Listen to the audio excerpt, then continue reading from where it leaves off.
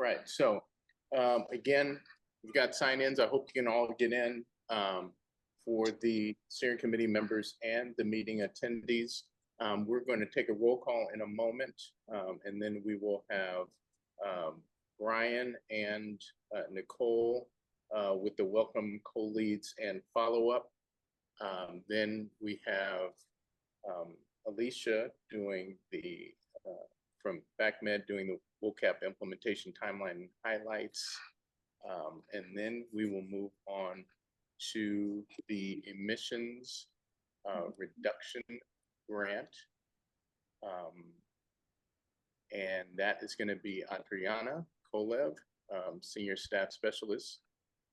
And then Dennis will do the enforcement progress. And then we've got Steve Reed from your advanced projects advisor doing the emissions inventory update.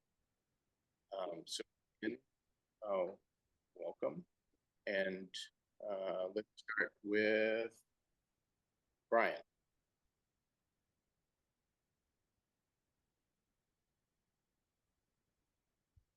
Okay, thank you. Welcome, everyone. This will be pretty brief. If you have follow-up questions, happy to try to answer them.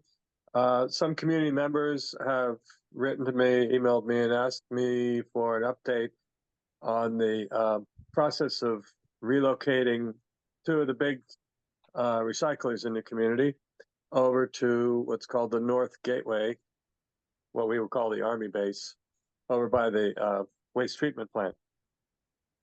Been going on for a long, long time. I think I started thinking and working on this thing around 2006 or 7 or 8. Community really started talking about it in 2002 when the original environmental impact studies were done on the Army base itself.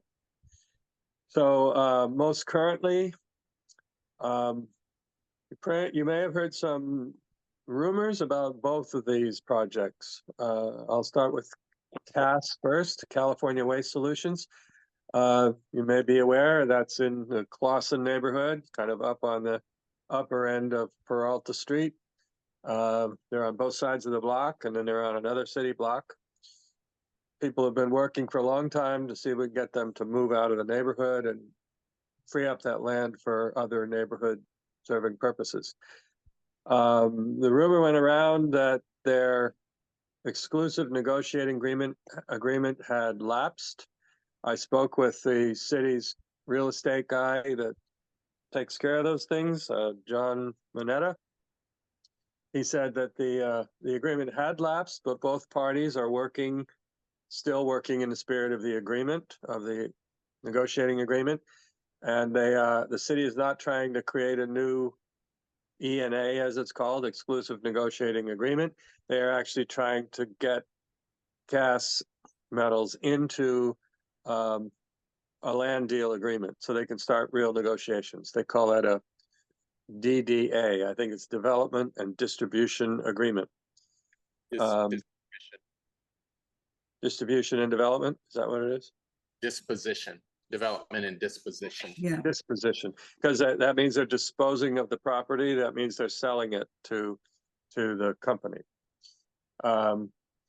So that's moving forward, according to the city. And they're probably a little behind where they thought they would be. Originally, they were talking about 2028, probably 2029 or 2030, I suppose.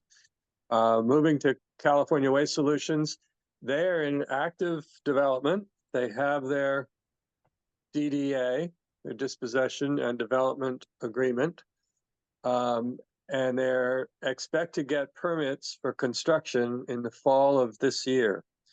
And then they expect they have other permits and final planning and architectural designs, a lot of things they have to do. So they were originally expecting to break ground this fall.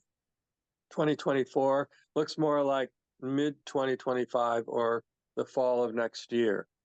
They too think their deal is moving forward. I spoke with Joel Corona. He's their, I think, government affairs guy or something like that. He said that as far as they know, they're working in good faith to move forward.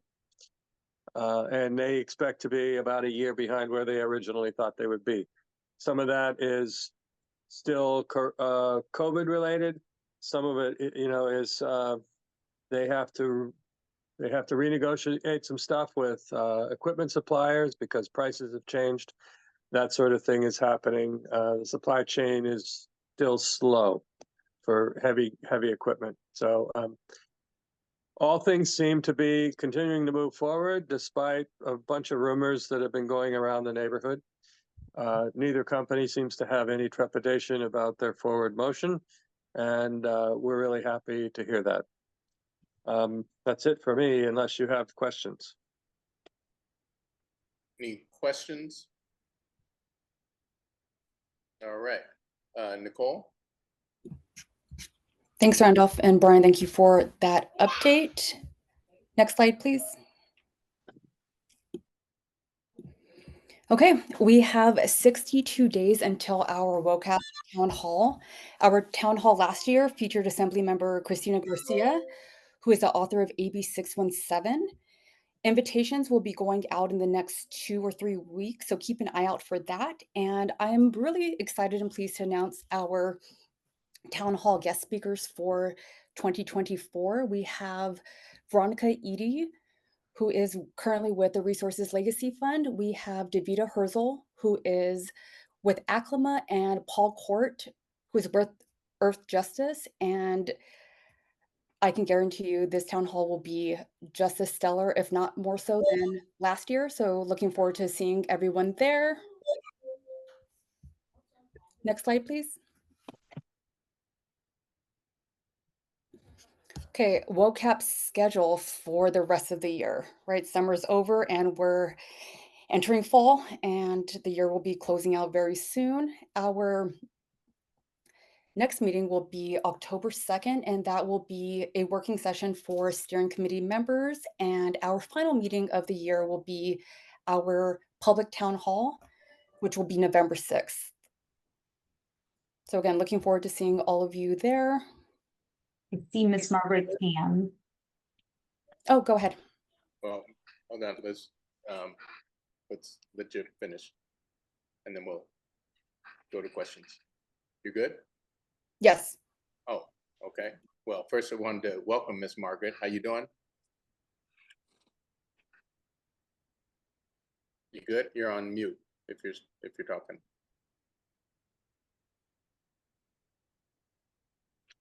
There you go. How's that? There you go. That's All right. That's part of you. We can hear you. We can't All see. right. Well, my camera is on. I can see the light. Let's see what happened here. I don't know. Technology has its own mind. Well, and yeah, and it did today for me as well. But how you doing today? I'm fine, thank you. Awesome. All right. How may we help you?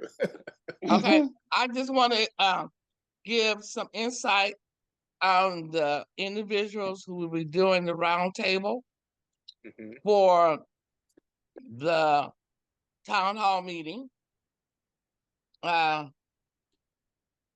Veronica Eady is a former staff of California Air Resources Board and also staff to Fair Air Quality. But update, she's doing work in philanthropy. So she will be talking about those 3 items. Davida Hurd will be talking about how we got the surface level of block by block information for air monitoring, and how that is continuing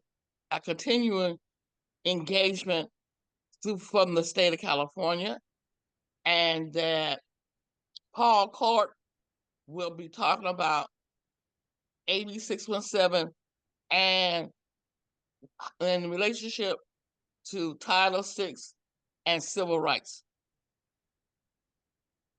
Awesome. All right. We are now going to move to Alicia.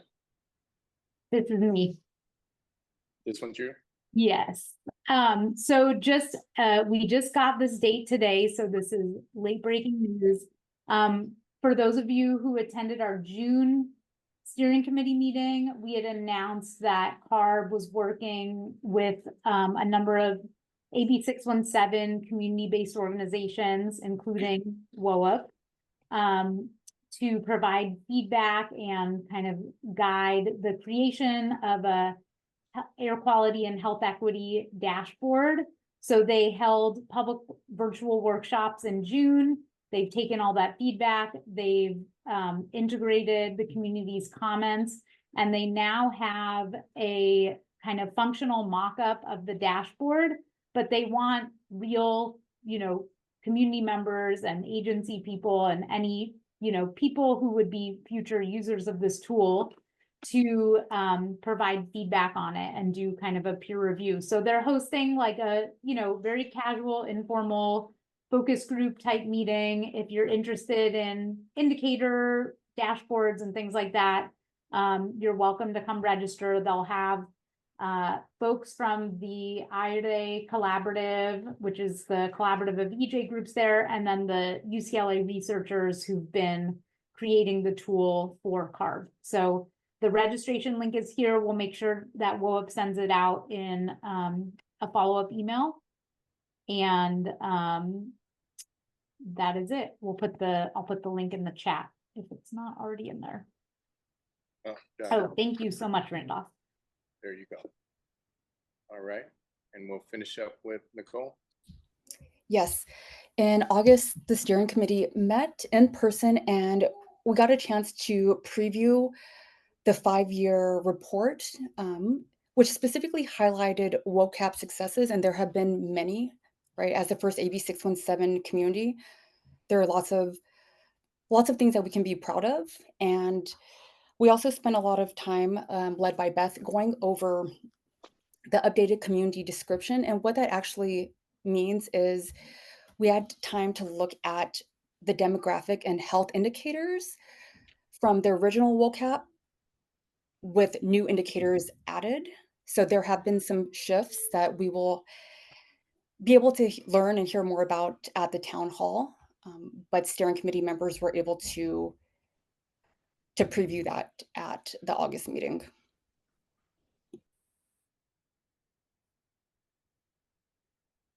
All done? I am. Right. Now we will go to Ms. Parker. All right, thanks, Randolph. Good evening, everyone. We wanted to take a moment to have our final 5th year annual report session. And as Randolph mentioned earlier, we have staff from across the Air District who will present highlights of the 5-year, 5 years of WOCAP implementation. So that relates to grant funding for clean air projects in West Oakland, a summary of the enforcement efforts, and then finishing up with the update to the emissions inventory. So starting off, so I do want to take a moment to recap the way that we've kind of introduced this to the CSC throughout the last several months. So you might remember in April, we had a session where we kind of introduced this idea of the 5th year report. And then in June, we reviewed the Air District and the Port strategy revisions. Those were the strategies that did not make progress through the first 5 years of WOCAP implementation. And then in July, we looked at the partner-led strategy revisions and kind of workshop those together. August, as Nicole just mentioned, we shared the community description update. And so that's where we looked at the update to the health indicators and demographic data. And then here we are tonight, and we'll talk about some of the other pieces of that 5th year annual report. So next slide, please. Okay, so this is a quick slide. It's a snapshot, but it encapsulates 5 years worth of WOCAP implementation. Okay, as you will remember, WOCAP was written in 1 year from 2018 to 2019, and it was adopted in the fall of 2019. In 2020, the first kind of attempt at prioritizing strategies and developing our a way to implement those strategies was through subcommittees.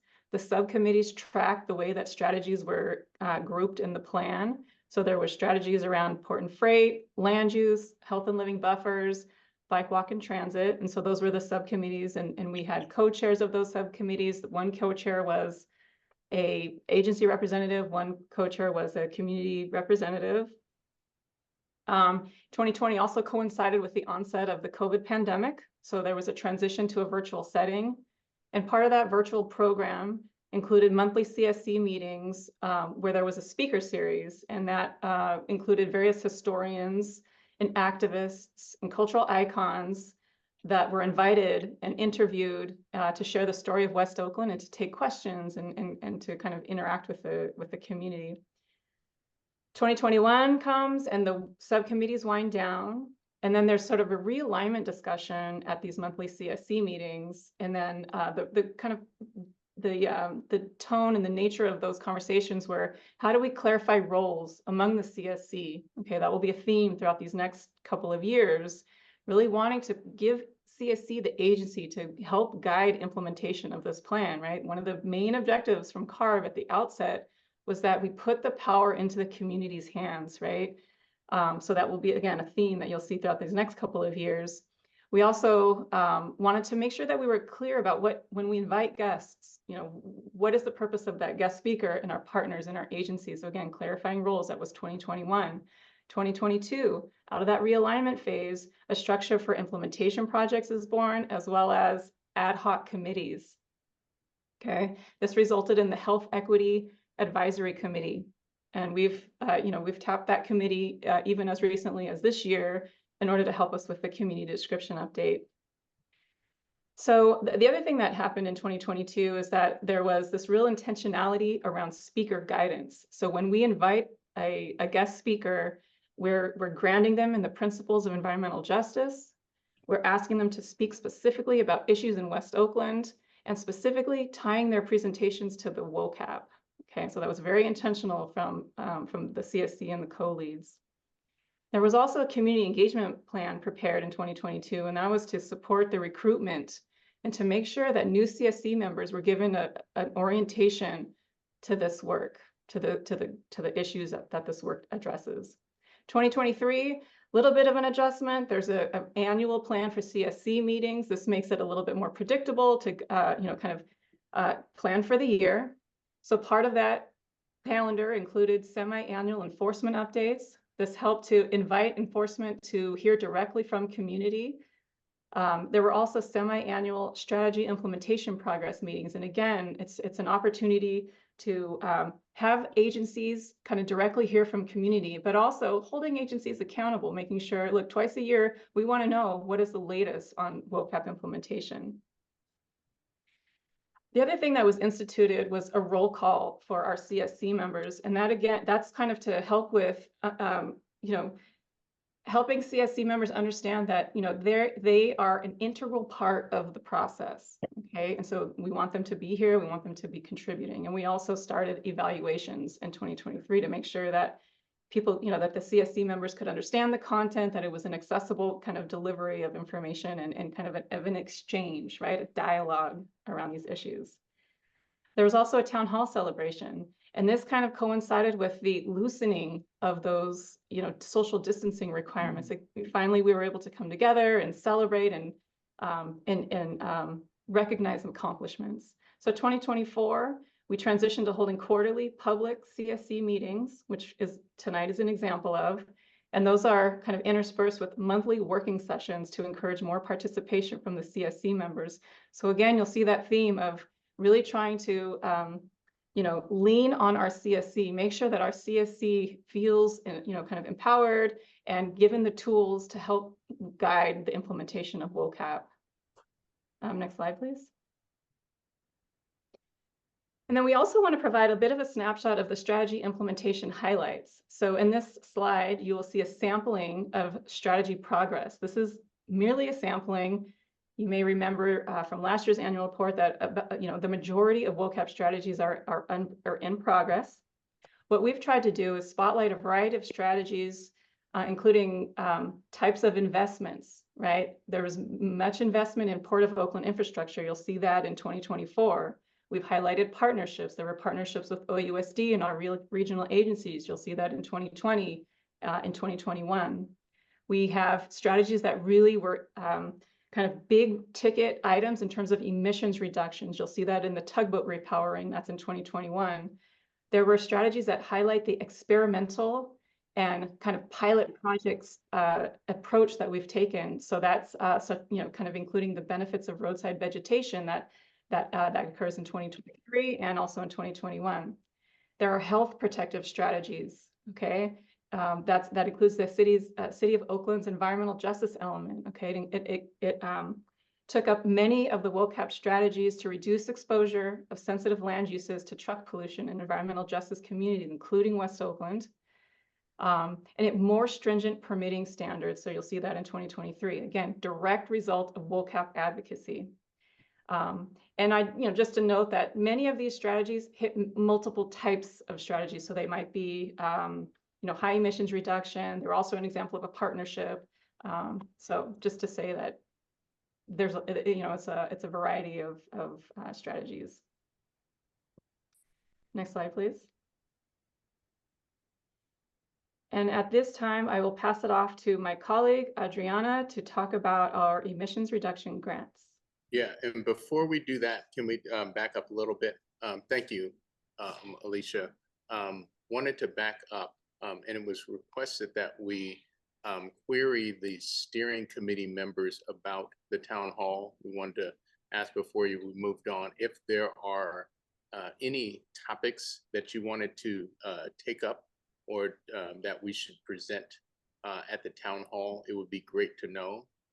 So you can either put it in the chat, you can put it in the spreadsheet that you signed into. There's a little note section. You can take your time, think about it, but we did want to get your thoughts on topics for the town hall. Thank you. All right, moving forward. Adriana, sorry about that. No problem at all. Hello, everybody. I'm Adriana Kolev, and I'm a senior staff specialist here at the Air District in the Strategic Incentives Division. And for this segment of the WOCAP 5-year report, we will be providing a summary of Air District grant investments that were used to fund the implementation of WOCAP strategies. Next slide, please. All right. So the Air District provides grant funding to public agencies, businesses, and residents for clean air projects that reduce harmful pollutants, mainly from mobile sources and above and beyond regulatory requirements. Most projects in West Oakland are centered on scrapping and replacing old, dirty, and heavily used engines and equipment with cleaner options. The Air District also funds the purchase of new zero-emission equipment and infrastructure. Common equipment types that are replaced in West Oakland include marine vessel engines, cargo handling equipment, trucks, buses, and light-duty vehicles like personal cars and trucks. Next slide, please. In the past 5 years, the Air District has awarded over $51 million towards 114 projects that directly benefit West Oakland through emissions reductions or investments into clean infrastructure. On the left-hand side of this slide, you can see a breakdown of the 114 projects by equipment category. Of these projects, 83 are on-road projects replacing equipment such as transit buses, yard trucks, and residential vehicles. 22 projects replace marine vessel and locomotive engines, and 9 projects replace off-road equipment and engines such as for rubber-tired gantry cranes or construction equipment. Of the projects that are funded, 96 are currently started with the new clean equipment in operations. The remaining 18 have been evaluated and have funding reserved for their completion. Next slide, please. The Air District has invested 84% of all West Oakland funding to projects that are located in or contribute to cleaner operations at the Port of Oakland, totaling over $43 million. This is largely due to focused outreach with Port of Oakland operators, as the Port of Oakland is one of the largest polluting entities in the West Oakland area. Some highlights for the funded Port of Oakland projects include the repower of 13 tugboats to cleaner engines, the upgrade of 16 RTG cranes from diesel to hybrid, and the purchase of 30 hydrogen fuel cell trucks in lieu of diesel options. In addition, the Air District funded the electrification of 2 facilities adjacent to West Oakland that provide over 100 electric chargers to trucks that operate within the Port of Oakland. The Air District encourages operators to transition to zero emissions technologies whenever possible. Next slide, please. Thank you. Outside of the Port of Oakland, the Air District has funded numerous projects also contributing to the reduction of pollutants, including the replacement of 16 diesel trucks and yard trucks to zero emission, the scrappage of over 60 highly polluting residential vehicles, and the installation of over 50 electric vehicle chargers for passenger cars and trucks for residents, businesses, and public agencies. The Air District is committed to reducing pollution in West Oakland to align with WOCAP goals. The Air District administers multiple grant programs with requirements from the California Air Resources Board. While all grant programs have different requirements, they are all voluntary. In order to encourage more equipment operators in West Oakland to apply for funding, the Air District has taken multiple strategies across the different programs. Some of these include increasing outreach to West Oakland equipment operators, limiting funding only to projects within priority communities, such as AB 617 communities, including West Oakland, and offering a higher award amount for residential vehicle projects that are within West Oakland. Next slide, please. All of these efforts bring us to the emissions reductions benefits. For the 114 projects funded in West Oakland, the Air District has calculated over 1,000 tons of toxic pollutants, including nitrogen oxides, reactive organic gases, and particulate matter, will be reduced over the project monitoring periods. As mentioned, funding is provided to projects that reduce emissions by replacing and scrapping old and dirty engines and equipment with cleaner options, and only for emissions reductions that go above and beyond regulatory requirements. This motivates equipment operators to transition to clean options early. Air District staff evaluate every single project to determine how much surplus emissions reductions will be reduced, using calculations from the California Air Resources Board. Emissions reductions will vary for every project depending on how old and dirty the current engine is, how often it is used, and how clean the replacement is. These projects contribute to the Air District's overall goal to improve public health by reducing exposure to diesel emissions and other pollutants that cause harmful health impact. Next slide, please.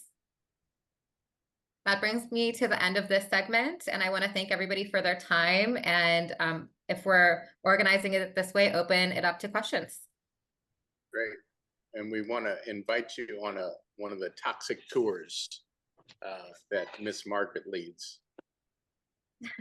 So whenever you get the chance. Fun times. Other questions, David? So were those numbers, the 1,076 tons, are those annual numbers or are those cumulative over a number of period of years? That's a great question, and I want to clarify they are cumulative. They are the total emissions reductions that we calculate over the entirety of the project lives for each of our projects. That said, we do often try to minimize the project life to minimize the burden on our grantees. So emissions reductions benefits can actually be estimated to be much higher than even what we contract for. But to clarify, this is over the project periods, which can be anywhere from about 2 to 15 years.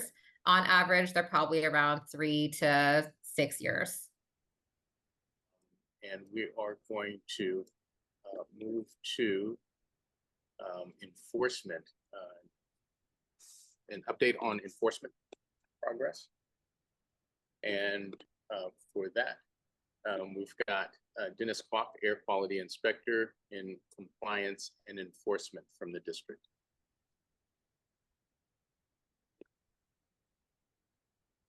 Thanks, Randolph. Good evening, everybody. My name is Dennis Kwok. I'm actually an air quality specialist in Compliance and Enforcement Division, and today I'll be, going over a summary of the 5-year progress of WOCAP for enforcement. And Alicia is going to help me also in this presentation. Next slide. All right, so for the presentation agenda, we'll just quickly go over, the WOCAP enforcement related strategies that were developed and implemented in WOCAP and their status and progress after the 5 years. Next, we'll have a summary of CSC input into enforcement activities, which Alicia will cover. And then we'll have a summary of enforcement data that we presented in previous CSC meetings, and also just showing it over a 5-year span. So we'll be going over and then lastly, we'll cover future reportings, and then the Air District strategic plan, how that is related to enforcement and what's going to be done moving forward. Next slide, please. All right, so here on this slide, you'll see all the enforcement strategies that were developed and implemented in WOCAP. And as you can see from the table, the district has completed 5 out of the 6 strategies. And then in these next couple of slides, I'll just briefly go over each strategy here.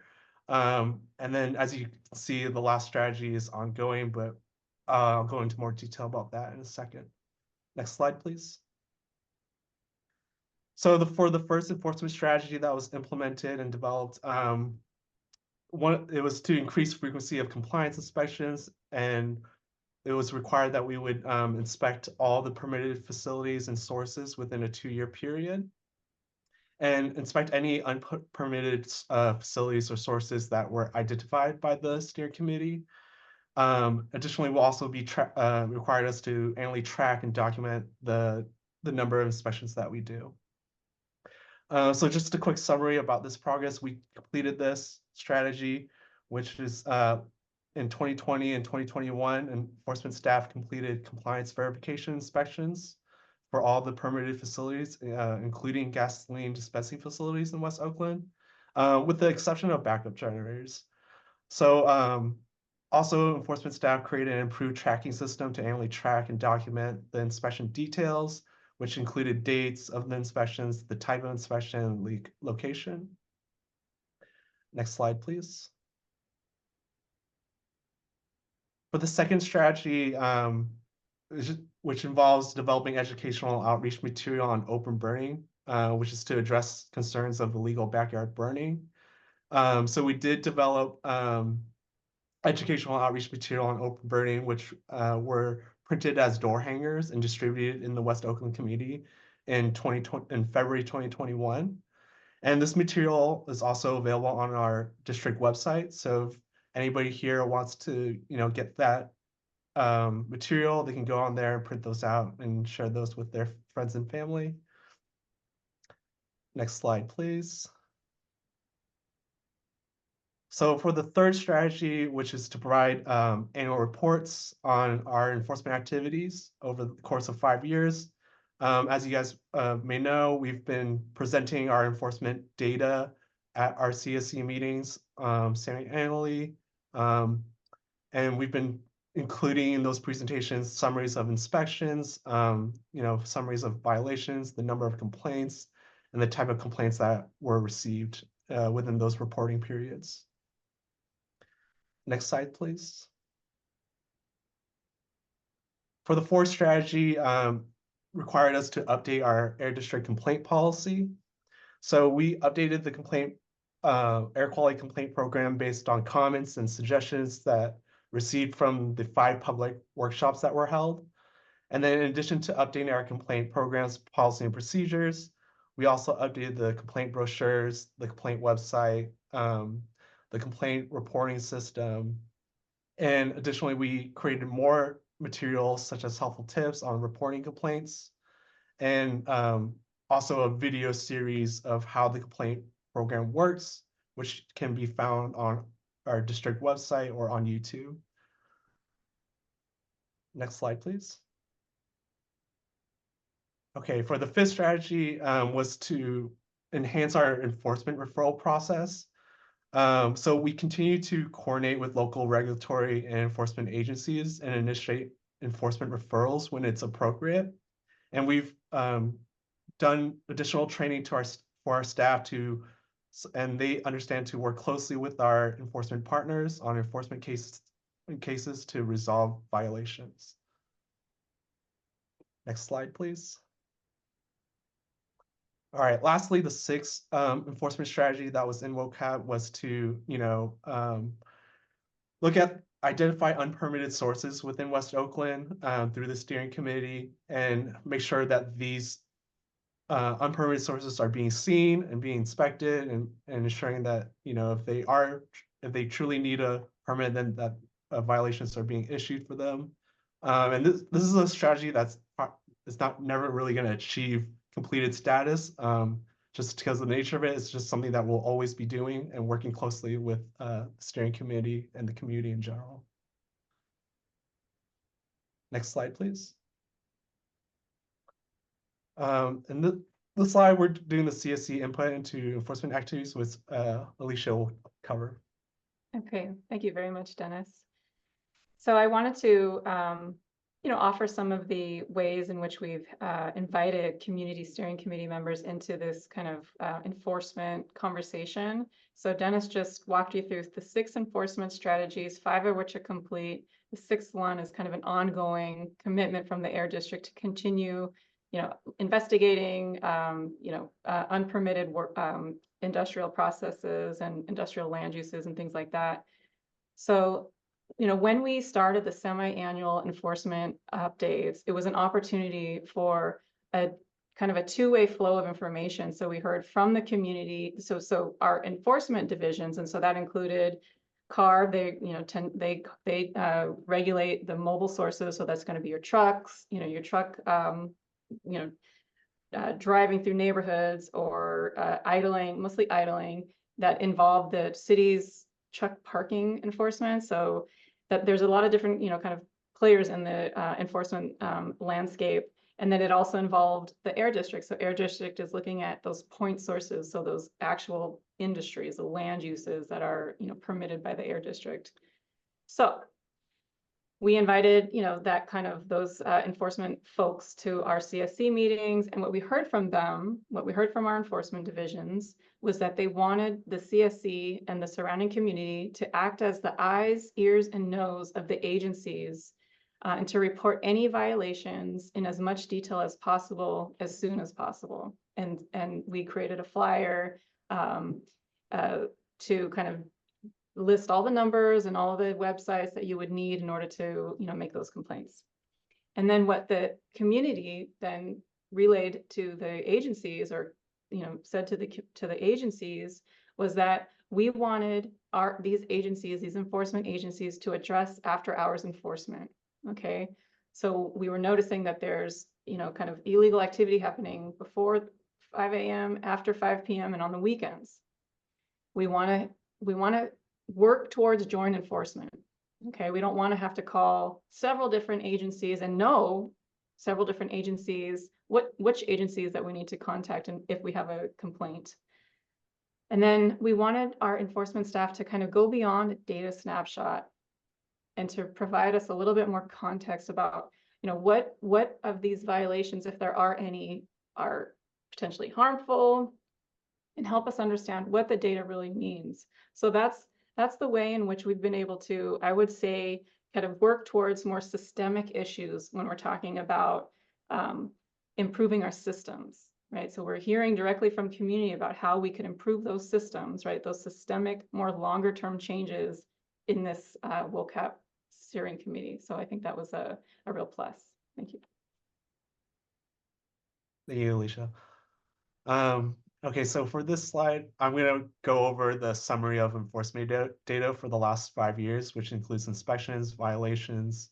We'll start with those, and then we'll move over to complaints.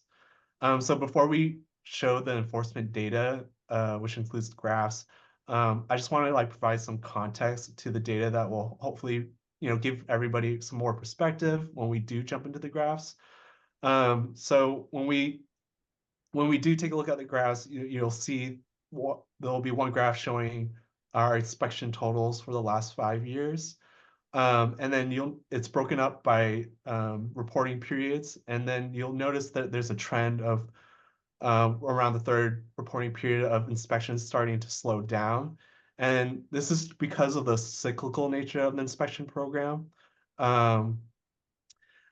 Which every facility has, scheduled inspection frequencies. So when we do see an inspection, a complete inspection, that time resets. So we won't see them for the next, it could be a range from 2 to 4 years, depending on the type of the facility. So also to give some more perspective, specifically for the West Oakland community, there are approximately 189 permitted facilities and 370 sources in area codes 94607 and 94608, which encompasses West Oakland and a bit more. So that's kind of where these numbers are coming from, and that's how we're looking at it. Next slide, please. So like I said before, this graph is showing the total inspections that we've done in the last 5 years. And just reiterating is that around that third reporting period, or after that 2022, or going in the middle of 2022, you see that inspections are starting to slow down, and you're seeing that cycle, right? So 2024, we're anticipating more inspections to pick back up because a lot of these facilities are going to be due again for inspection. So during the second half of 2024 and going into 2025, we're gonna see more enforcement activities happening in West Oakland. Next slide, please. And this is just a quick overview of the violations that were issued within the last 5 years during the implementation of WOCAP. And you can draw some relationship between the inspection totals and the inspection or the violation totals. Obviously, with more inspections, there's more likelihood that we're going to find issues. So those years that we had a lot of violation or a lot of inspections, you're seeing higher numbers of violations. And that's just that should be expected. Next slide, please. So we're going to go over the complaint data. And similarly, I'm just going to give a quick summary before we look at the graph. So we're seeing overall downward trend of complaints coming from West Oakland, and in most complaint categories, So when we're looking at the top three complaint categories, which is odor, dust, and other, which is other, it encompasses everything that doesn't fall in with the other categories that you'll see. With odor, we're seeing complaints significantly decreasing. Once we look at the graph, you'll see that big dip, and then a slight increased trend of dust and other complaints. But for the most part, with dust and other, they're pretty steady. It's just a very marginal increase. So go to the next slide, please. Get a question in before we go to the graph. David? I'll hold my question till the end. Thank you. No problem. Okay, so for this graph's just showing, the complaints that we've been receiving within the last 5 years based on reporting periods. And then it's broken down even more by the complaint categories that when you do submit a complaint, you pick one of the options. And like I mentioned before, with the odor complaints, you're seeing after reporting every reporting period, you see that it's declining, which is a good sign. It could also be a sign that people are just not remembering how to submit complaints. So that's something that could also be. So there's nothing really definitive that we can draw there, but overall, looking at the data, it looks like there's a decrease in complaints in West Oakland. Next slide, please. Okay, so that covers the enforcement data. Now we're just going to go into the future reporting and the Air District strategic plan, how that ties into what we're working on, what we're going to be doing moving forward. So as some of you may know, the Air District recently developed a new strategic plan for the next 5 years, which covers 2024 to 2029. And in the strategic plan, there are some strategies developed to improve the Air District's enforcement programs. The Air District strategic plan has several goals. Here I've highlighted a few. Goal 1 is to achieve impact. Goal 2 is to advance environmental justice, and goal 4 is to be effective, accountable, and customer oriented. I've highlighted these specific goals because within each goal, there are strategies that touch upon improving our enforcement program, which if we can go to the next slide.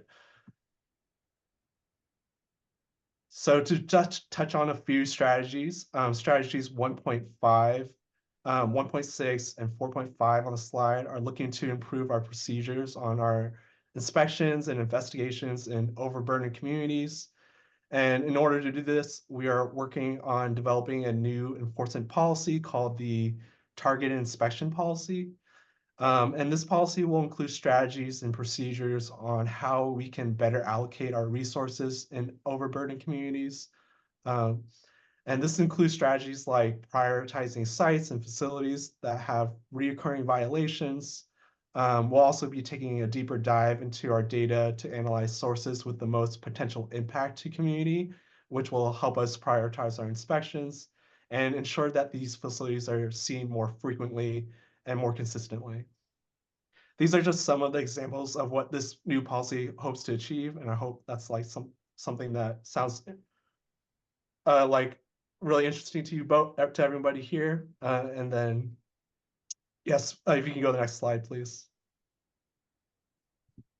All right, so with strategy 2.5 of the strategic plan, which talks about improving our air quality complaint program, although we've made significant progress on improving our complaint program in the last few years, there's always room for improvement. So as we move forward, we will continue to refine this process to ensure that it's effective and transparent.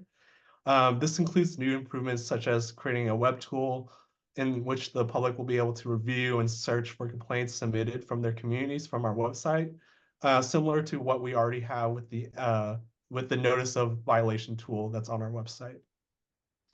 With strategy 2.6, this details our commitment to being transparent to the community on our enforcement activities. We want the community to be engaged and informed on the environmental issues occurring in their neighborhood. So in addition to keeping open communications with the public, with the development of our new targeted inspection policy, there are strategies that will involve working with the community to identify potential sources of concern, which will help us once again prioritize our inspections. This is all just a brief overview of the improvements that the district will be working on over these next few years. And like I said, I hope this is something that sounds interesting and sounds like we're moving in the right direction, and for something that you guys can all look forward to. With that, that concludes my presentation on the enforcement summary. So if we can go next slide, if there's any questions, I'll try to answer them the best I can. But thank you for everybody for your time. And awesome. Thanks a lot, Dennis. We do have a few questions. David, and then Mike and Miss Margaret. David. Thank you, Dennis. That was a great presentation. I really appreciate it. A couple of years ago, Professor Kirkstetter and his colleagues did some monitoring of trucks entering the gates at the terminals, and I remember very clearly him saying at one point there were a lot of smoking trucks, and they were trying to develop a mechanism by which to identify those trucks. And I think, if I understand it right, some of those methods are now being employed to try to identify trucks that have really high diesel particulate emissions.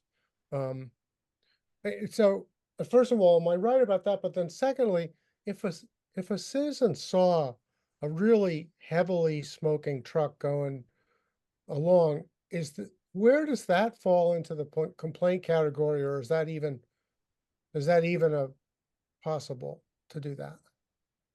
You could submit a complaint to the Air District. I believe there's a category for smoking vehicles, Okay. and that is where you would submit that. And then, if you know, we work with CARB with the, you know, mobile sources. So we work with them. If we can't handle something, we can refer that to CARB also. Okay. And am I right that there is sort of a spot check new system that BAAQMD to sort of identify those kinds of violations? I'm not familiar with what you're speaking on Oh, okay, that's at the right. port, but I can get back to you on that. And I can bring that back with my team to see if I can give you more detail on that. I don't want to take Yeah. up any more of your time, just I'm kind of interested in this backup generator issue. I review the permit applications that the district, notifies people of, and they're overwhelmingly backup generators, which I presume are diesel backup generators. So they have emissions when they're periodically tested.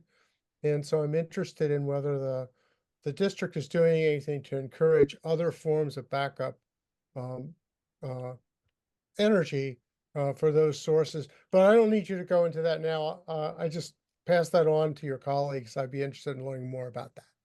Well, thank you, Dave. I appreciate the question. So thank you. All right, we have a few hands and also a few minutes, but it's the proportion of violations to inspections is unusually high for 23-24, even though the number of inspections is low.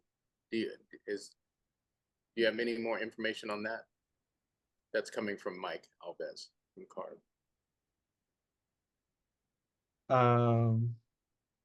For the 2023-2024. Oh, Paul, if you want to jump in. Yeah, I was gonna say I could answer that question, I think. I believe that was the Schnitzer fire that a lot of those surrounding the Schnitzer fire that was back in where we had a lot of violations issued. That's probably why the numbers were high, even though there weren't a lot of inspections. So and then David, to answer your question, CARB has done, I'm aware of some studies where they had like cameras and monitors out there where they'll set them up outside the port, and they have done some monitoring of trucks. I don't remember I know there were some NOVs issued through CARB, but I don't know the results of the kind of the whole study of that. But that's something we could get like information from CARB on and get that to you. Great. So I see Ms. Margaret and Brian. We're going to take our steering committee members and guests first. Jimmy? Yeah, thanks a lot for that presentation, Dennis. Following up, I guess, on David's question about the backup generators, and I think in one of your early slides, you indicated those weren't part of the inspection. Just to flag, one of the most egregious air pollution experiences I've experienced in the 5 years I've lived in West Oakland was earlier this May. A backup generator at the East Bay Mud site on West Grand and Adeline was flaring for like 2 hours, and it was just like a tier 0, -1, tier -1 emissions. It was so bad. Yeah. So just flagging, those are, I don't know, occasional but very bad sources. Yeah. Let me just clarify real quick, because I failed to mention this in the presentation. So with the backup generators, even though I mentioned that they were excluded, during the time when we first implemented WOCAP, we were really understaffed. So we were trying to take a more targeted approach at, achieving that goal of that strategy. So we were inspecting all the sources within West Oakland. But this is not to say that we did not look at backup generators at all. We did inspect them. If we're at a facility, we are inspecting them if they're there. It's just that we weren't focused 100% focused on backup generators. So yeah, to say that they weren't seen at all, that's not the case. They were seen. Also, with backup generators, facilities and operators, they're able to self-report compliance, which we also review when they come in. But when they do that, it doesn't mean that we physically went out there and did an inspection. We would just review what they submitted to us. I hope that just gives you a little bit more context on that with the backup generators, Jimmy. Yeah, totally. It's a lot to review, and appreciate you all going for the big ticket items first. But maybe this one on East Bay Mud's property was a particularly big one if put on your radar. Yeah, definitely. Thank you. Yeah, thanks, Dennis. Great, Bill? Hi, I just wanted to understand a little bit about the idling rules. BAAQMD was enforcing the idling outside the marine terminal and the appointment system, and that seems to have dropped off. Is there a way that we can get with BAAQMD and kind of revisit that enforcement, or is that a CARB law that was passed that we'd have to meet with CARB on inspecting the marine terminal's queue line for more than 30 minutes and the compliance with the appointment system?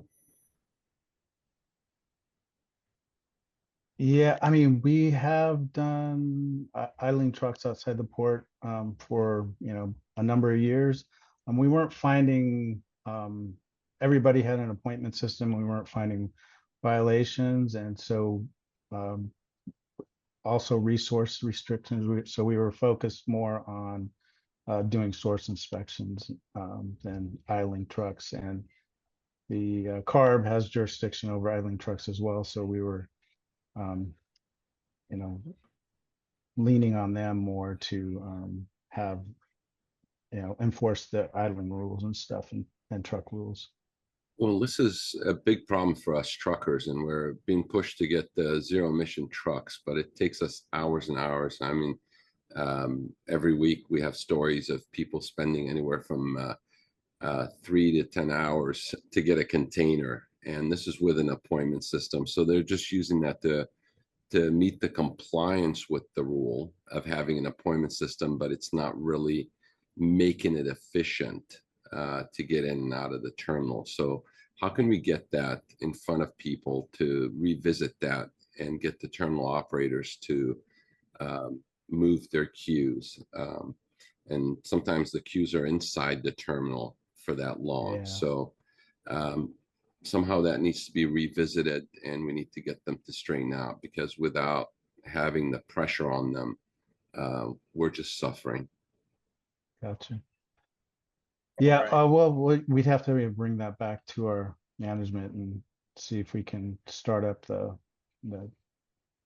idling truck, inspections again. Maybe as our group here, we should put that as an agenda item to discuss and see if we can lobby for a better rule, better standards for the appointment system for trucks, instead of having, we just meet the compliance of having an appointment system, but they don't really manage their terminal. So it's a way to bypass the penalties. Gotcha. Thanks. Yeah. All right. And well, we've got 2 hands. If we get that done in 2 minutes, we'll only be 7 minutes behind. So, and I just wanted to thank Dennis in advance, and I put Dennis's information in the chat. So please follow up to get more of this incredible information on enforcement. All right. Just a couple things. One is that there was a comment about the Chelsea Preble UC Berkeley study, roadside monitoring of trucks. There is now a CARB official program. We may have presented it here over the summer. I don't recall. It's called PEAQS, P-E-A-Q-S. It's a roadside monitoring of individual vehicles as they pass by, and CARB then cites or inspects them based on the emission profile they see from the test. What we're trying to do is get the port to allow that on port property where the trucks are, instead of we having to do it in our neighborhood streets. And that is a very good tool to identify trucks whose emission controls are not working properly or who have circumvented their emission controls. On the issue of terminal appointment systems, I do not know at this moment, after asking CARB and the Air District and the port and a bunch of other people, who actually owns terminal appointment system policy, not the systems, but the policy that requires them. I would really love to know the answer to that question, because until we know who actually made that policy and requires it, we can't even talk about whether terminals are circumventing the policy. I'd love to see more work on backup generators, and maybe we need to update our strategy on backup generators, because there are quite a few of them in our community. And in a time of crisis, they might all turn on at the same time for hours, weeks, or days, and we just don't know. And it could be a potential significant emission. And the other thing is, I would just to put it, I'm not asking a question, I just want to put it in a list of things to think about. With the prevalence of the unhoused folks and the prevalence of stolen cars all over the Bay Area, West Oakland has a high incidence of car fires and campfires, RV fires. And I really think we need to know more about both the air quality and probably the bay water, stormwater issues that come from these vehicle fires. Because it isn't like one or two now and then. I have a vehicle fire on my street about every 6 months. And so this is a significant local emission source. And once the fires are put out, the cars towed away, there's about 30 or 40 pounds of leftover debris that just goes in the storm drain. And I think this is a really important issue for us to lift up and see if we can learn more about it. I know the Air District only has maybe a piece of this, maybe none of it. I don't know, because there's no policy as far as I know. But I would like us to lift this issue up and begin to talk about it. Thank you. All right. Well, thank you. Kindly, we're going to move, and Steve, we're going to give you your minutes back. So don't feel rushed at all. Okay. Well, if you need me to trim anything, I'm happy to do it. So I want to hear 100% of your presentation. Okay. So, well, I'll try to. I appreciate that. I'll try to be efficient. It's good to be with everyone tonight and to be able to share about the emission inventory updates we've been working on. At the heart of it, WOCAP is an emission reduction plan. And so it's really important that we track how emissions are changing over time. And that's the purpose of this part of the 5-year plan, is to document how emissions have changed within the community over the last 5 years since the plan was implemented. I should mention that I'm going to be sharing this on behalf of a number of staff at the Air District and CARB who have been working on this emission inventory. And so I appreciate all their efforts. What we're going to do is talk a little bit about the West Oakland technical assessment, but just to remind you of all of the technical work that went into the plan development. And we're updating that work right now. And so we'll share results of the inventory updates and what that means for the exposure results and the progress toward planned targets that were established back when WOCAP was written. If we go on the next slide, we want to start with, if you don't get anything else, just hit the highlights. So you can take this with you. And so if we do get truncated, you'll at least have the highlights with you. So the inventory updates that we've been working on show significant reductions in emissions from diesel sources, which is great news because that was really one of the main targets of the plan actions. When you translate that into what people are actually breathing in looking at human exposures, we also see good progress toward plan targets, and we'll be looking at those in specific. However, there's still a lot of work that remains to be done. Particularly when you look at fine particulate matter, there's not as much progress as with the diesel sources. And that's of concern, not just locally, but that's something that the Air District is looking at from a regional perspective because of the health impacts of fine particulate matter. If you look at this graph here, this is probably the single best highlight, I think, from this part of the plan or the updates. And that is for diesel particulate matter, average residential exposures in West Oakland have dropped basically in half since 2017. And that's what the emission inventory and exposure analyses are going to show. There's some things we need to do to verify that, but at least on paper in the modeled world, there have been significant improvements. So if we go on the next slide, we'll talk a little bit about this whole technical assessment that was done back to support the plan development and that in essence we're updating right now. When you think about air pollution, there's a whole chain of events that you have to consider. First of all, you look at emissions, what's being released into the air from different sources in the community. Then you have to think about what happens to it once it's emitted. There's meteorology, there's proximity to residences, there's other factors you have to consider to determine what are people actually breathing, what are people actually exposed to. And then ultimately, of course, we care about what are the health effects of those exposures. So if we go on the next slide, there's a number of different tools and data sets that we can use to try to answer some of those questions from that previous slide. We're talking tonight right now about the emission inventory. That helps to quantify how much pollution is actually being released into the air from local sources. Then we can do measurements, we can do air quality modeling to figure out what is actually in the air as a result of those emissions. What is it that people are breathing and exposed to? And then we can look at health data to try to figure out what might be some of the impacts of that air pollution. It can be difficult to tie emissions and concentrations directly to health outcomes, but certainly there is a connection. So if we go on the next slide, when we think about what was done back when WOCAP was being developed, there was a lot of air monitoring work that went into the plan. You may recall black carbon measurements that were taken back in 2015 and 2016. The steering committee analyzed that data and identified 7 impact zones across West Oakland. And when we did the technical assessment, we focused not just on impacts for the community as a whole, but what were the impacts for these 7 different zones? What sources were contributing to impacts for those zones? And if we go on the next slide, you may remember also we did emission inventory development to support the plan.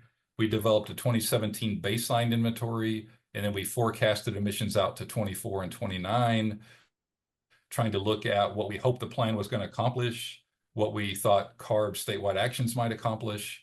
And the main focus of the emission inventory development and the targets that were established were for fine particulate matter, diesel particulate matter, and cancer risk-weighted emissions. And cancer risk-weighted emissions is just basically a way of taking DPM and other air toxics and looking at their cancer potency and figuring out what's the likelihood that cancer risks are going to be going up or down based on what we're seeing in the emission inventory. The emission inventory was then fed into a dispersion model to quantify pollutant concentrations across the community and what people are actually being exposed to.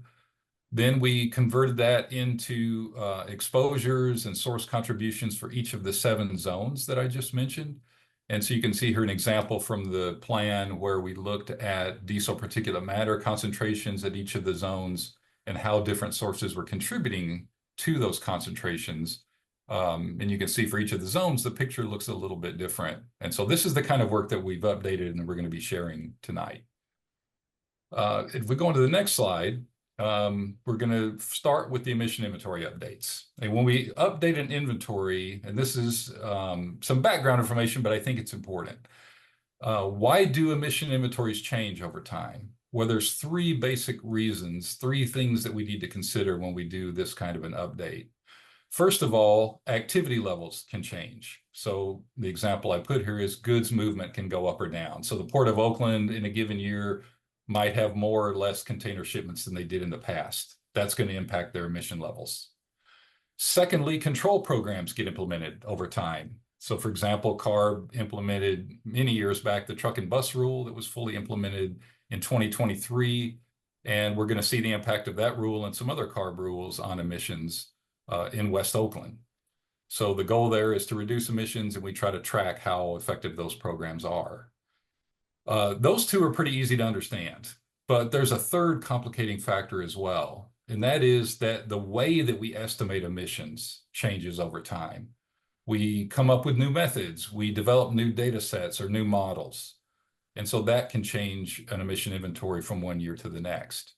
An example is that CARB, since the WOCAP was developed, CARB has updated their on-road mobile source model from MFAC 2017 to MFAC 2021, and that's changed emission estimates for some processes, especially brake wear, for example. We have a better understanding of how much emissions are coming from brake events, and so we need to take that into account. Now, if we go on to the next slide, when we met in June, we kind of walked through these changes, and what I heard from you guys very clearly, and it makes a lot of sense, is that we want to track these changes against the original baseline that was established in WOCAP. So we want to look at activity changes, control programs, but we want to, at least for the time being, set aside some of these methodological changes that sort of muddy the waters. So what I'm going to be sharing tonight are methods that I would call historical. We're going to use the same data sets, the same methods, the same models we used back when WOCAP was developed, and look at how emissions change using that same approach. We're going to document that in the 5-year report as well.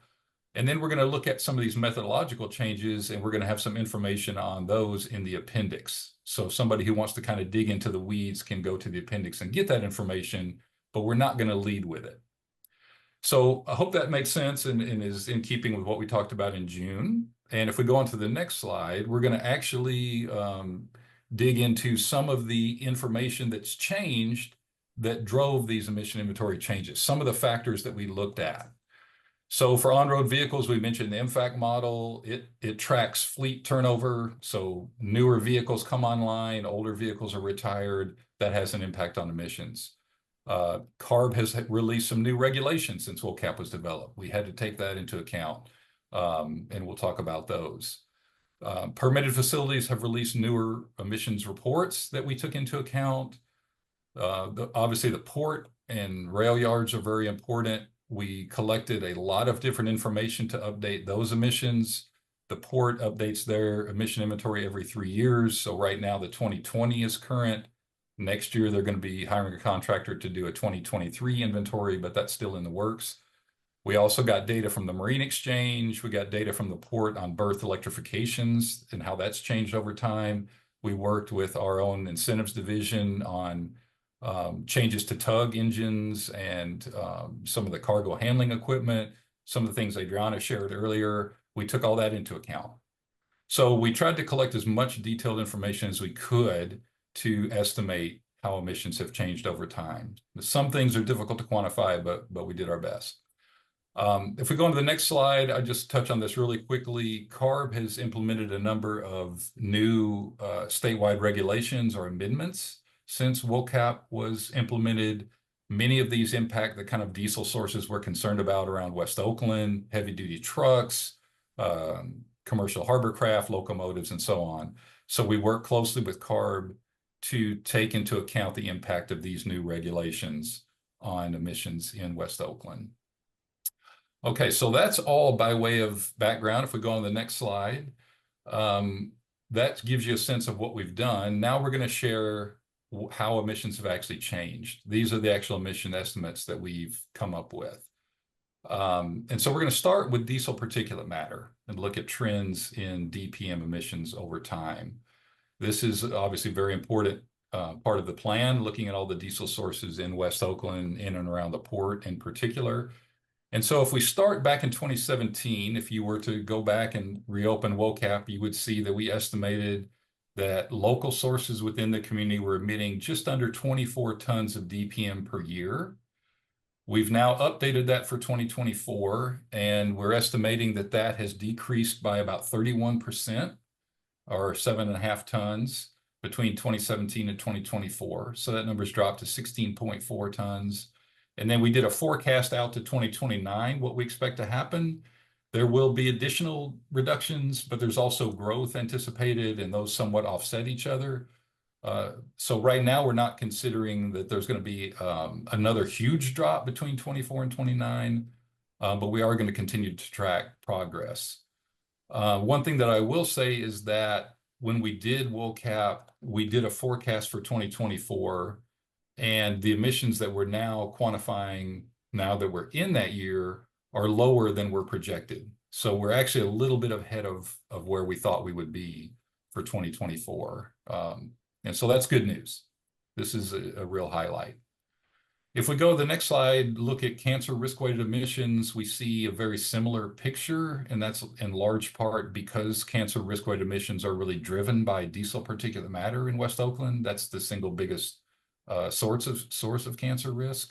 And so we see a very similar picture with about a 29% decrease in all cancer risk-weighted emissions between 2017 and 24, and then modest reductions out in 29.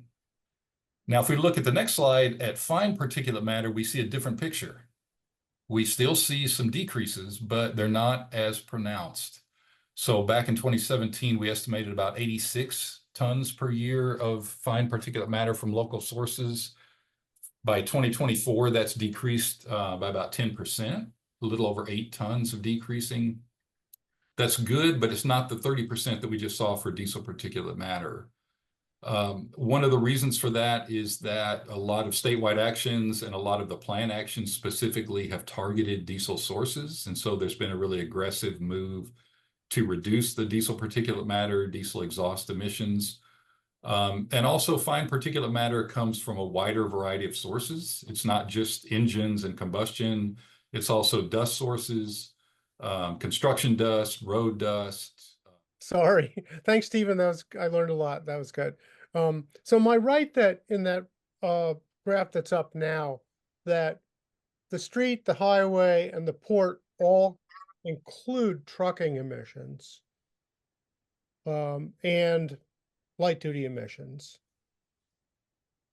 Yeah, so the port, all of the drayage trucks that access the port are included under port. All other heavy duty trucks and motor vehicles are included on street and highway.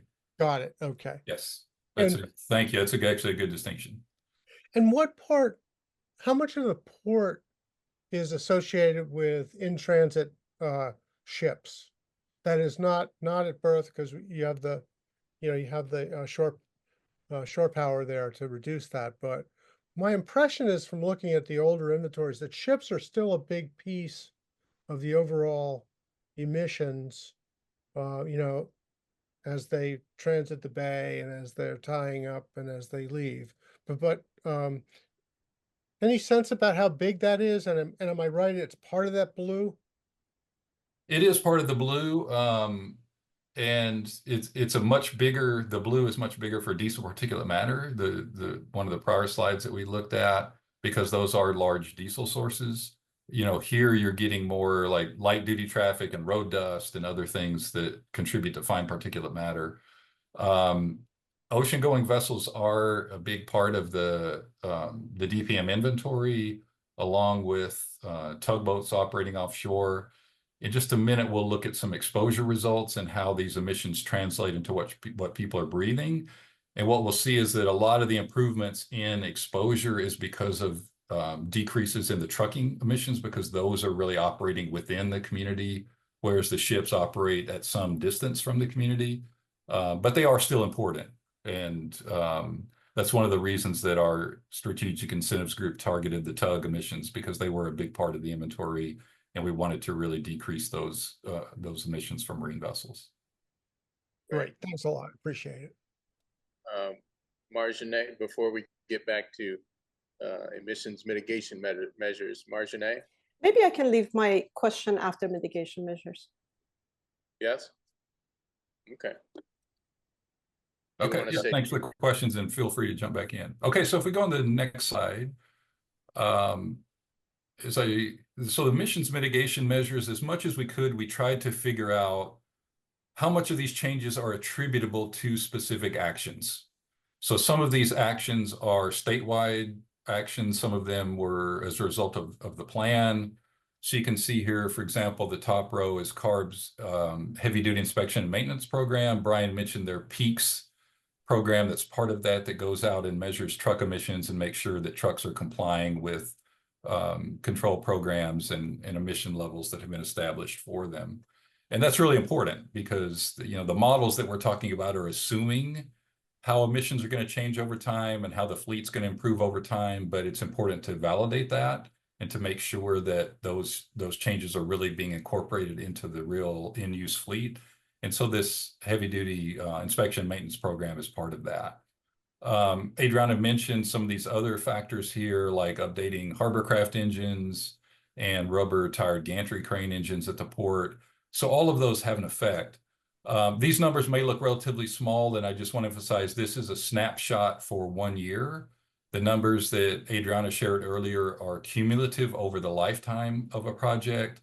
And so these numbers add up, because once you replace an engine, then it's going to be operating for years, if not decades. And so you're going to reap benefits from that over time. Here, we're just looking at the benefits within one particular year. And if we go on to the next slide, we're going to jump from emissions into exposure. And so the reason it's important to talk about exposures is that we want to reduce emissions, but we ultimately are concerned about what people are breathing and health impacts. And Brian mentioned earlier the 2 businesses that are going to be relocating. That doesn't necessarily reduce their emissions, but it moves them further from residents and from sensitive receptors, and so it reduces exposures. So that's just a good example of how emissions may or may not change, but you can still improve exposures by changing where those emissions are occurring. So we did an exposure assessment as part of the development of the plan this work was done in 2018, 2019. And so I just pulled an example figure from the plan. This is figure 511, just to kind of remind you of that work. And then we're going to be updating this figure as we go forward tonight. But this is looking at diesel PM concentrations and exposures across those 7 impact zones. And so you can see that the DPM levels vary depending on where you are in the community. And you can see that the sources that contribute to those DPM levels vary depending on where you are in the community. If you're in those southern zones 1 and 2, you're more impacted by port-related sources. So all of this information was used to establish targets in WOCAP. So the idea was that we wanted the DPM exposures from these local sources to be reduced from their current levels to about 0.25 micrograms per cubic meter by 2025. All the zones would be under that level, and then that would be cut in half by 2030. So again, we're just looking at impacts from those local sources that the plan is targeting and how those impacts are going to be cut over time. So this is how the plans were established, looking at this exposure modeling, looking at how things were varying across the zones, and then picking these targets that we wanted to meet going forward. Okay, with that background, let's go ahead and look at how we did. So let's look at 2024 DPM exposures. So on the left side of this figure is that same plot that we just looked at in the previous slide. And on the right side of this figure is what things look like in 2024. So you can see a lot of progress has been made. If we look at the community as a whole, average diesel exposures, DPM exposures have been basically cut in half between 2017 and 2024. If you look at each individual zone, you can see that the reductions vary from about 38% to 62%. And then if we look at the target, all of the zones back in 2017, you can see that 4 of the zones were above the target, and now only 1 of the zones is above the target, and that's zone 2, and it's just barely above the target. And to David's question earlier, you can see zone 2 is really heavily impacted by the UP rail yard, that lighter blue color, and then also by port-related sources, which is that darker blue color. And if you break down that darker blue, ocean-going vessels is about 1/4 of that. Commercial harbor craft is another big chunk of it, maybe 15 to 20%. Cargo handling equipment is another chunk, but ocean-going vessels definitely plays a big role in that that darker blue band, and that's one of the reasons why zone 2 is still above the target. But this shows great progress, and this is something that we really can be proud of. And I would also say, if you look on the left side at those orange and yellow bars, the motor vehicle emissions on highways and streets within West Oakland, you can see that those have virtually gone away. And again, diesel sources have really been targeted by the plan and by statewide actions. And so diesel emissions from the on-road fleet have been dramatically reduced over the last several years. Now, again, we need to verify that. We need to do measurement programs. We need to do these peaks studies that CARB is doing to make sure that the on-road fleet is really as clean as we think it is. But on paper, this is great progress. If we go to the next slide and we look at, next one down, I think you might have gone up. Your cancer risk, again, this looks very much like what we just saw for diesel particulate matter. The progress that we've made is very similar. And again, you can see that zone 2 is the only one that's still slightly above the 2025 target. This tracks really closely with diesel particulate matter because that's a real driver of cancer risk in West Oakland. Now, if we go to the next picture, the next slide, and look at fine particulate matter, the picture is not quite as rosy. If we look back in 2017, we can see that there were 5 of the 7 zones that were above the 2025 target. That target is 1.7 micrograms per cubic meter of fine particulate matter exposure from local sources. Now, there's other sources that impact the community as well, but this is just looking at these local sources. If we look at 2024, we can see that there's only 3 of the zones that are still above that 2025 target. All of them have made progress.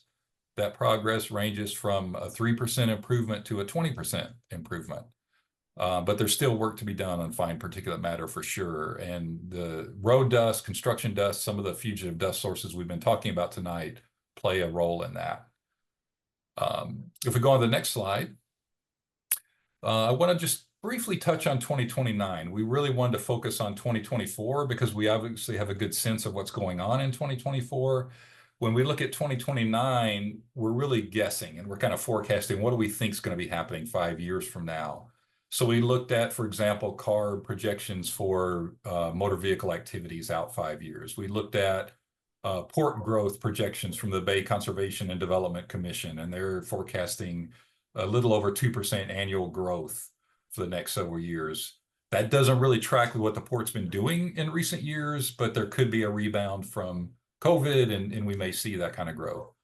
And I would say there's a high level of uncertainty for the next 5 years, but we do see progress between 2024 and 2029 slowing. It's not as dramatic as the progress we saw between 17 and 2024. But we do see that the projections are consistently lower than what we projected when WOCAP was developed. So I put an example here on this slide for diesel particulate matter. So back when we developed WOCAP, we thought by 2029 we'd be down to about 20 tons per year of diesel particulate matter. We're now forecasting we're going to be closer to 15 tons per year in 2029. So that's a 22% improvement over where we thought we would be. Now, we may or may not get there, but that's what we're forecasting. So this is something we're going to continue to track going forward. We want to continue to update the emission inventory over time and track progress toward our goals and make sure that we're continuing to improve emission levels, exposure levels, and most importantly, health outcomes for the community. With that, I think our last slide is just touching on some next steps. So we're going to be incorporating the findings I just shared with you into the emission inventory section of the 5-year report. We're going to be sharing this updated emissions data with CARB because they help us track this and quantify impacts from their statewide actions. We're going to be presenting this information to our the board's CEHJ meeting for the Air District. And then, of course, this will be also presented at the November Town Hall meeting. So with that, I'll open it back up for questions and our closing activities here. And thank you so much for your attention, and I'm happy to answer any questions you might have. Well, Steve, that was one of the most information-packed and efficient presentations ever.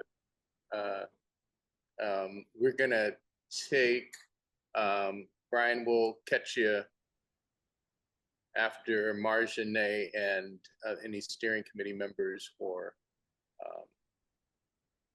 members of the public. Marjane? Yeah, I truly excellent presentation. Thank you so much. That was really information we all wanted to hear. But just a clarifying question. When you presented the data, I think it was on diesel particulate matter, there was a projection that between 2024 and 2030 or 2029, I forget how you presented it, we don't expect to have as much improvement because we had almost like 30% reduction between 2017 and 2024. And you said that is because of expansion. I'm assuming there were other sources of DPM that you were expecting that would come on board. Did I understand that correctly, or? Yeah, that's a really good question. And so there's a couple of different things going on there. One is that a lot of the statewide actions that impact diesel sources, like the truck and bus rule that CARB has implemented, we've sort of recouped a lot of the benefit of those actions. And so that program in particular was fully implemented in 2023. And so we see these big reductions between like 17 and 24, but then that program, you know, has pretty minimal impacts going forward because so much of the benefits have already been realized. So that's part of what's going on. The other thing is that we are forecasting this growth in port activities based on what BCDC is saying. And so that's offsetting some of the gains that we've made in reducing diesel particulate matter. We'll see if that really pans out. And that's something that we want to track closely. And then the last thing I would say is that we don't know what's going to happen between now and then in terms of, let's say, other engine upgrades for tugboats or advanced port electrification. Right now, the port, the at-berth activities are about 70 or 75% electrified, I think. So there's room for that to grow, but we don't know what the projections are. And so we just sort of held that constant to be conservative. So yeah, so it's a couple of things. The benefits have been realized. There's some growth that may be happening, but that's something we really want to keep our eye on. So it's a good question.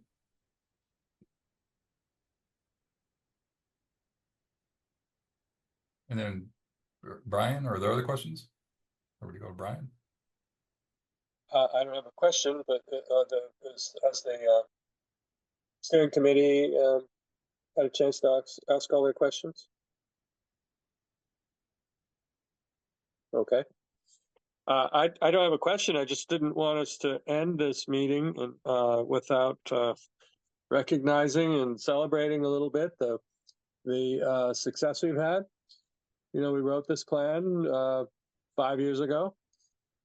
We set, and 2/3 of it were really voluntary actions. And I believe we need to celebrate the fact that we are ahead of schedule. I remember when we set the goals, and I didn't know how we would achieve them. I'm not sure anybody knew how we would achieve the goals set in this plan. So I don't want to miss this moment, because every day we're just like, what's the next burning platform? What's the next horrible thing happening that we have to work with? But I want to encourage this steering committee to embrace what this really means. That we've had tremendous success moving forward with a plan that we weren't sure at all how it would even be implemented.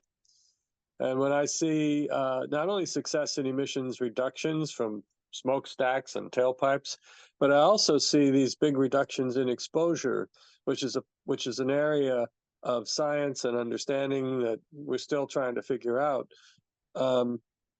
I think we have to celebrate for a moment, and I hope that all of the steering committee members will try to be at our town hall meeting in about 2 months, and be able to help us share this with our community, because this is a big thing. I don't know that this kind of success has been done before. And we are obviously the first ones to have written one of these plans as a community. And we really need to embrace the success of our efforts. And I really appreciate the district's work in measuring it and quantifying it and helping us better understand. And I also appreciate the comment that we still have to ground truth this data. We still have to have measurements. We still have to make sure it's right, that it's accurate, that it's true. But I find it incredibly encouraging given that I, 5 years ago, had no idea how this would work. I only knew we'd written a really strong plan and a really aggressive plan, and 2/3 of it were voluntary, and we really weren't sure how it would get implemented.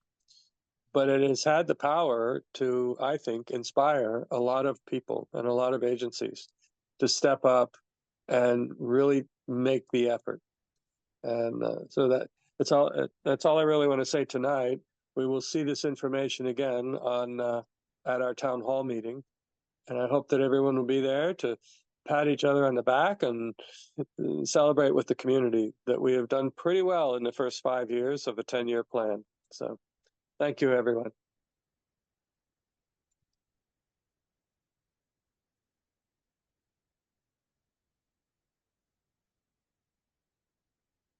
And back to Randolph. Yeah, I'm sorry, I was reading on mute.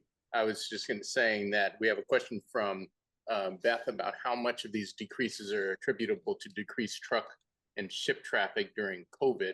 And before you answer that, I just want to let you know that I shared the survey, the monthly survey. So please fill that out. It would also be emailed.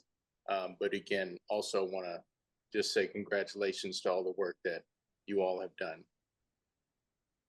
Yeah, and I posted an answer in the chat just to save some time, but yeah, because we were looking at 2024, we were past most of the COVID effects, but we did see reduced activities at the port during that COVID period. And we're not sure if that's directly attributable to COVID, but we do see that in the data.